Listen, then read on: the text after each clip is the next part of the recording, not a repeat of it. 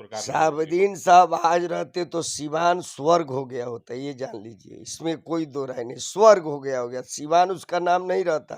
जी। उत्तर बिहार का स्वर्ग जिला कौन है? तो सिवान।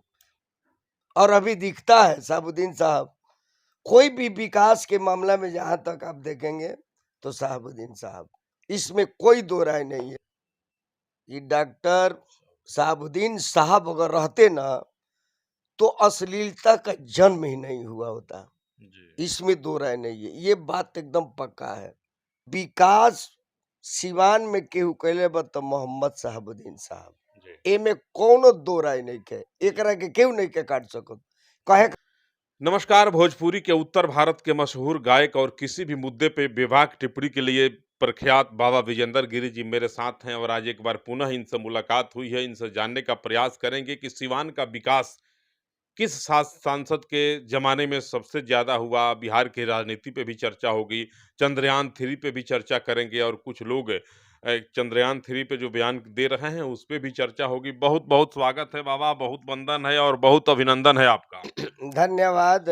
और आपके चैनल को देखने के लिए जो भी दर्शक इच्छा से देखते हैं उनको दिल से प्रणाम करते हैं। जी। बाकी आपका स्वागत है मेरे बड़ा दरवाजे पे। चर्चा बा आजकल के सिवान के विकास के कईल। सिवान में सबसे ज्यादा विकास केकरा शासन काल में भइल, रेल के के अथी के कईल, अस्पताल कब बनल, शिक्षा के से क्षेत्र में विकास कब भइल। बहुत लोग दबी जुबान से जैसे जैसे लोकसभा के चुनाव आ रहल बा, विकास एक बार पुनः मुद्दा बने जा रहल बा। रउरा नजर में विकास के प्रति का सोच बा? सिवान के विकास के बारे में रउआ का सोचतानी? देखिए, हमार जहां तक ले जब से होश ह जी। तब से जितना लोग सांसद भइल बा सीमान से, जी। शायद एक अंधा आदमी भी, गंवार आदमी भी, अनपढ़ आदमी भी बता सकता जी।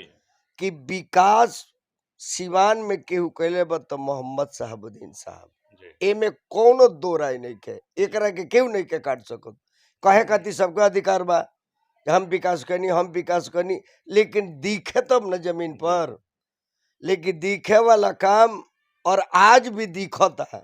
जैसे जैसे मेडिकल कॉलेज हो गई, इंजीनियरिंग कॉलेज हो गई, स्टेडियम हो गई लड़कन के खेले वाला, चाहे सिवान के डॉक्टर लाइन के मरीज का जो व्यवहार रहल, फीस रहल, ओकरा के 50 रुपया का। 50 रुपया सब गरीब के उधार हो। भाई डॉक्टर साहब आप लोग कमाइए, लेकिन गरीब के विषय में सोचिए। जी। गरीबों के लिए आप लोग क्या कर सकते हैं? सिवान में रोड सड़क जाई मोहम्मद साहबुद्दीन साहब, हम कितना बताएं, हम क्या बताएंगे? सारे लोग बता देंगे, किसान बता देगा, जी। एक गंवार आदमी भी, अनपढ़ जो होगा देहात में, वो भी देख रहा है, देखा है और अभी दिखता है साहबुद्दीन साहब।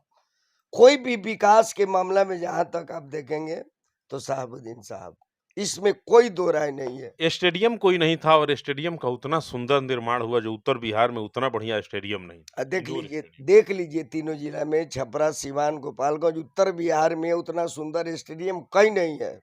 जी। आज उस स्टेडियम का आप हालत खराब है। देख रहे हैं दशा क्या है, जी। पहले क्या था, कैसा बना था स्टेडियम। आज अगर साहबुद्दीन साहब रहते तो उसकी स्थिति उस प्रकार नहीं होती। साहबुद्दीन साहब आज रहते तो सिवान स्वर्ग हो गया होता, ये जान लीजिए, इसमें कोई दो राय नहीं। स्वर्ग हो गया। सिवान उसका नाम नहीं रहता।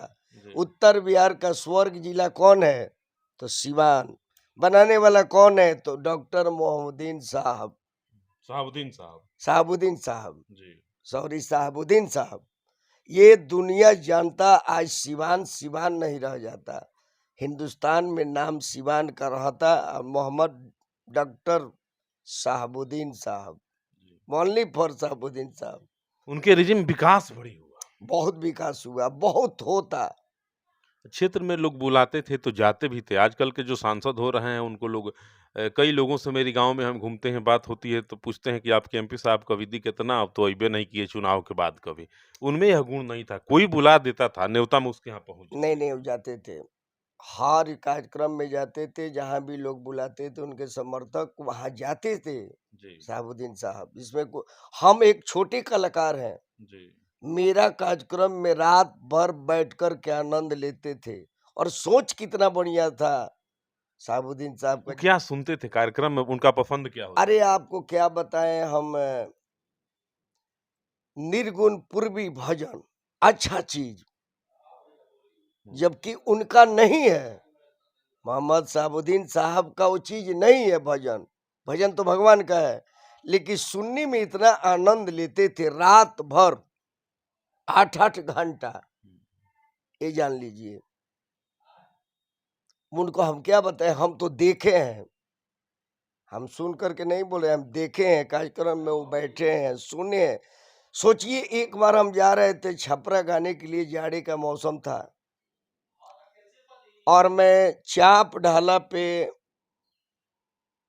ट्रेन आ रही थी, ढाला बंद हो गया, तो मेरा गाड़ी सबसे आगे थी, उनका काफिला पीछे आ गया। तो मेरा ड्राइवर देखकर शीशा में बोला कि साहब का गाड़ी पीछे लगी है। हम कहे किनका? तो शहाबुद्दीन साहब। साबुद्दीन साहब का। तो हम उस पर से उतर गए, उतर करके गए, सर प्रणाम। देखिए उनका विचार, बोले कि अरे गिरी जी, कहाँ कार्यक्रम बा? हम कहे सर छपरा, ठंडा के मौसम बा, बच के गावल जाला, आराम से गावला के काम बा, बढ़िया गावल जाला, समाज में इज्जत कमाई जाला, ठंडा न लगे के चाहिए, कोनो दिक्कत होला तो बतावल जाला। हम कहे सर सब आशीर्वाद बा, जनता अच्छा, के। वैसे लोग आज अगर रहते इस धरती पे तो ये जितना अश्लील गाना चला है, इस पर तो हमको नहीं लगता है कि आगे बढ़ता, इसको तो रोक दिया गया रहता। देखिए, इसमें कोई दो राय ना, आप अच्छे मुद्दा बताए। अगर मोहम्मदीन साहब रहते ना, शहाबुद्दीन साहब। साबुद्दीन साहब, रुकिए। अच्छा, एक सवाल और है, अगर शहाबुद्दीन साहब जैसे महान लोग आज इस धरती पे रहते, तो जितना अश्लीलता आ गया है भोजपुरी में, कोई कुछुप गा दे रहा है। जैसे चिकित्सा व्यवस्था में उन्होंने एक बहुत व्यापक बदलाव लाया, वैसे मेरे समझ से और आपके समझ से क्या लगता है, वो रहते तो ये अश्लीलता इतनी भोजपुरी पे हावी हो पाती क्या? देखिए आप अच्छे मुद्दा उठाए, इसके लिए धन्यवाद। ये गारंटी है जी, कि डॉक्टर साबुद्दीन साहब अगर रहते ना, तो अश्लीलता का जन्म ही नहीं हुआ होता। जी। इसमें दो राय नहीं है, ये बात एकदम पक्का है, मैं मानता हूं। क्योंकि अश्लील गाना और बात साबुद्दीन साहब नहीं सुनना पसंद करते थे। उनका सोच विचार ऐसा था, एकदम नहीं होता, गलत एकदम के विरोध जन्म में नहीं रहते हुआ थे। होता। इसका एक, इसको हम एकदम गारंटी मानते हैं कि बिहार में ये जो माहौल चल रहा है आजकल, सोशल मीडिया पे कोई भी किसी को कुछ भी बोल रहा है, अच्छा, एक लेकिन चीज़ डॉक्टर। और देखते हैं हम, कभी हम लोगों को भी उनके साथ रहने का मौका मिला। वहाँ कोई अमीर-गरीब का भेद नहीं था। कोई भी जाता था तो देखते थे कि फट दे अपने आगे कुर्सी पे बैठा लेते थे। हाँ बिल्कुल बिल्कुल, मैं तो देखा हूँ, मैं अपने आँख से देखा हूँ। और उतने बड़े आदमी होकर के साबुद्दीन साहब और मेरे जैसे एक छोटे गरीब परिवार के लड़के को, छोटा कलाकार को, जब उन्होंने दिल से उतना मानते थे, कि मैं क्या बताऊं उनको। चलिए, कुछ राजनीति पे बात कर लेते हैं। सिवान के विकास पे तो हम लोग आपको सुन रहे थे। राजनीति में एक चर्चा बड़ी जोर से आज 24 घंटा से देख रहे हैं। जीतन राम मांझी का एक बयान आया है कि जो दारू चालू करे, ताड़ी चालू करे और बालू को बालू पर जो बैन लगा है उसको हटा दे, उसी को वोट देना है। इस पे क्या कहेंगे आप? देखिए, आदरणीय जीतन मांझी जी को दिल से प्रणाम है, और उनका कहना भी उचित है, क्योंकि वो भी तो मुख्यमंत्री रह चुके हैं। एक नहीं, मुख्यमंत्री थे, फिर उनके साथे न थे पहले?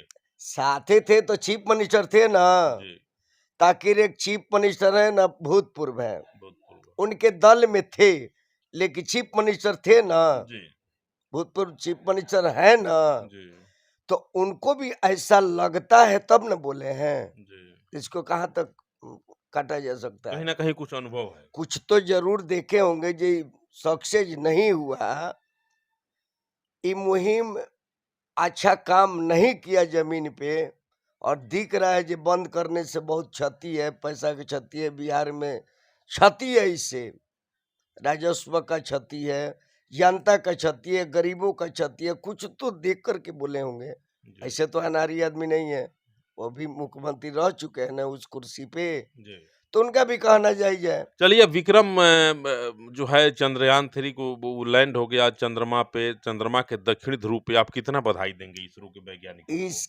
देखिए, इसके लिए तो इसरो को, वैज्ञानिकों को चरण छू कर के नमन करता हूँ कि भारत का जो सिर ऊंचा किए हैं और पूरा विश्व में भारत एक नंबर पटल पर है। जी। देखिए कितना गर्व की बात है, 140 जनता का जो छाती ऊंचा हुआ है, 56 इंची का हो गया है। 56 का 256 हो गया, अच्छा। विश्व में नंबर 1 पे भारत चला गया। इसके लिए वैज्ञानिकों के अच्छा, दिल से बहुत वैसे धन्यवाद। राजनेता हैं, बहुत वैसे बड़े जनप्रतिनिधि हैं जिनको कि चंद्रयान 3 के बारे में जानकारी नहीं है। मीडिया के लोग जब पूछते हैं तो पूछते हैं कि ये क्या है? ये कैसे भेज दिया वहाँ? क्यों भेजा है? अब देखिए, अगर ऐसे जो बोलते हैं, अब उनको क्या कहा जाएगा, पढ़े दुर्भाग्य। लिखे इंजीनियर मुख्यमंत्री लोग बोल देता है कि क्यों भेज दिया जी? अब तो ये दुर्भाग्य है ना, जी। सोचिए ना, पढ़े लिखे इंजीनियर हैं, चीफ मिनिस्टर हैं, एक राज्य के प्रधान हैं, प्रधानमंत्री भी बनने की सोच रखते हैं। रखते हैं। अब वैसे व्यक्ति को ये पता नहीं लगा, पूरा विश्व के सारे लोग उस पर लगे थे टीवी पे, सारे लोग जय जयकार भारत माता की जय, अन्य देश भी भारत को बधाई दे रहा था। और कितने दुर्भाग्य की बात है, अब बिहार के चीफ मिनिस्टर हैं, इंजीनियर हैं, प्राइम मिनिस्टर बनने के ख्वाब देखते हैं और चंद्रयान को नहीं देख पाए, तो पूछ क्या रहे हैं कि भारत को कैसे आप देख चलेगा? पाएंगे? और राजस्थान के एक मंत्री का बयान आया, वो कह रहे हैं कि चंद्रयान 3 के साथ जो यात्री गए हैं वहाँ, वो यात्री जब वहाँ से लौट करके पुनः धरती पर आएँ, तो उनका जोरदार ढंग से स्वागत होना चाहिए। वो मंत्री हैं और वहाँ के कैबिनेट के मंत्री हैं और उनको यह जानकारी नहीं है कि उस पे यात्री आदमी गया है कि मानव रहित वह है। और कह रहे हैं कि जब वहाँ से वह चंद्रयान लौट करके आए, तो यहाँ उन यात्रियों का जोरदार ढंग से स्वागत होना चाहिए। इन ऐसे मंत्रियों को किसी पाठशाला में भेज के तालीम देने की ज़रूरत है क्या? देखिए, ये क्या मंत्री इन लोग को कहा जाए, अब बताइए वो क्या सोचते हैं? पूरा विश्व मान गया, वो अभी आएंगे तो उनका हाल चाल पूछेंगे, पूरा दुनिया स्वागत जानता करेंगे। है कि वह रोबोट है, एक रोबोटिक सिस्टम है, मशीन है, उसमें कोई आदमी नहीं गया है। पूरा बच्चा-बच्चा जानता है कि वह एक सिस्टम है, एक मशीनरी अब है जिसको भेजा गया है।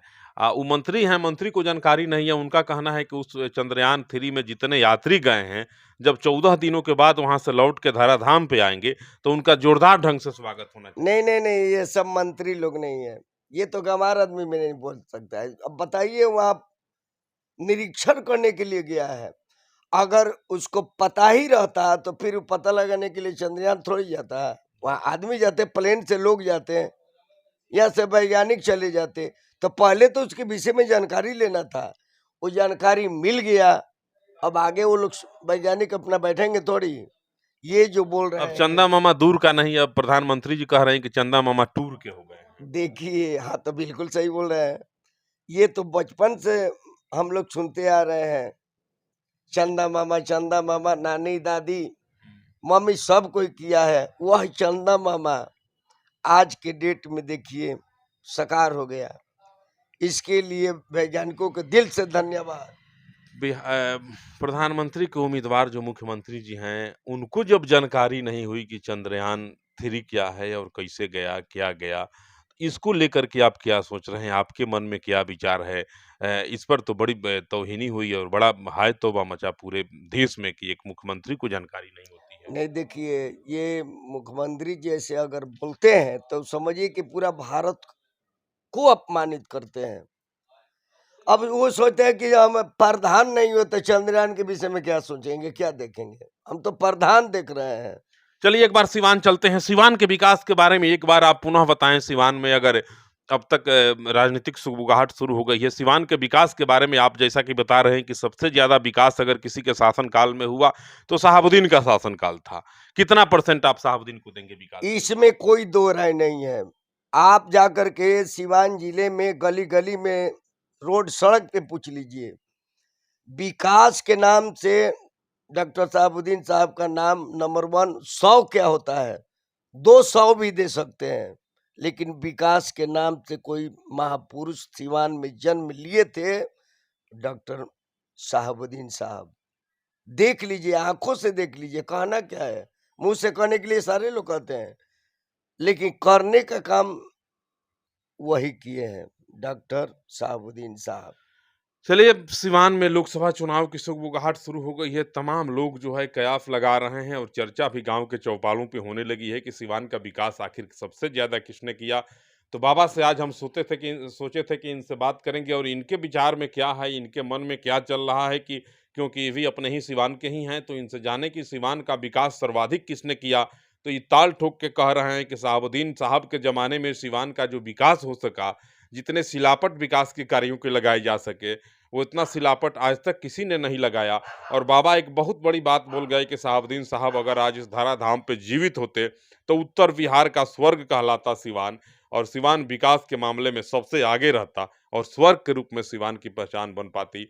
नमस्कार, आप मेरे चैनल के साथ जुड़े। बाबा की बातों से आप कितना सहमत हैं, कितना प्रभावित हैं, कमेंट बॉक्स में जाएंगे और कमेंट जरूर करेंगे। नमस्कार।